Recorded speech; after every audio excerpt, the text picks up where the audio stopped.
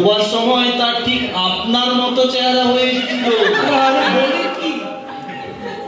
যথার্থ কথা, এই রকম তার চোখ বসে গেছিল, গালের মাংস ঝুলে গেছিল, হাত পা সরু হয়ে গেছিল,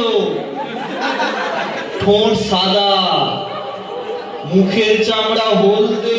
বলেন কি মশাই, আমার কি তবে এরকম দশা হয়েছে? এই কথা আমাকে তো কেউ বলেনি। কেনই বা বলবে? এই সংসারে প্রকৃত বন্ধু কেউই বা আছে? ডাক্তার তো আমাকে বারবার বলেছে আমার কোনো ভাবনার কারণ নেই।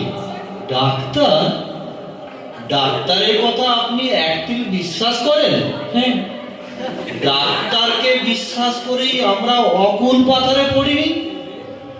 যখন আসন্ন বিপদ, সেই সময় তারা বেশি করে আশ্বাস দেয়। অবশেষে যখন রোগীর হাতে পায়ে খিল ধরে আসে, তার চোখ উল্টে যায়, গা হাত পা হিম হয়ে আসে। বলবেন না মশাই, আমার গা হাত পা হিম হয়েই এসেছে। আপনার বর্ণনা সত্যই খেটে যাবে।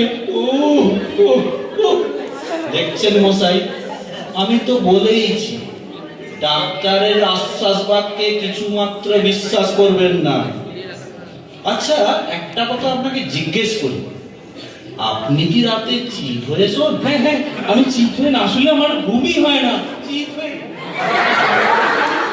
একদম। আমার ভাইয়েরও ঠিক এই দশা হয়েছিল। সে একেবারেই পাশ ফিরত না। আমি তো ইচ্ছা করলে পাশ ফিরতে পারি না, সে ঠিক আছে, এখন পারছেন, কিন্তু ক্রমে ক্রমে আর পারবেন না। সত্যি নাকি? ক্রমে ক্রমে আপনার বাঁ দিকের পাঁজরের একরকম বেদনা হবে। ক্রমে ক্রমে পায়ের আঙ্গুলগুলো একেবারে আড়ষ্ট হয়ে যাবে, গাঁটগুলো ফুলে উঠবে। আপনার আর বলবে না, আমার বুক ধরাস করছে। আপনার এই বেলা সাবধান হওয়া উচিত। উচিতটা যেন বুঝলো, কিন্তু কি করবো বলুন? আচ্ছা, আপনি কি এলোপ্যাথি চিকিৎসা করান? হ্যাঁ, অ্যালোপ্যাথি। কি সর্বনাশ!